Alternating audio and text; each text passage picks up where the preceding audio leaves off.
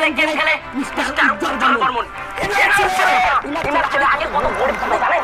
তিনি আগে ক্রিকেট ছিল, এখন দিল্লি গেম খেলে তিনি এখন কোটি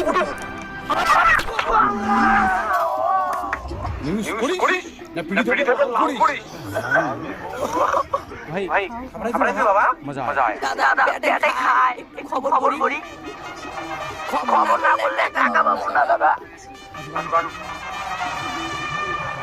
নমস্কার, আমি সত্যি রাতারাতি কোটিপতি হয়েছি আইপিএল এ জুয়া খেলে। মুম্বাই আর কলকাতার ম্যাচ ছিল, সেখানে আমি টিম বানিয়েছি, একদিন আমি 3 কোটি টাকার মালিক হয়ে যাই।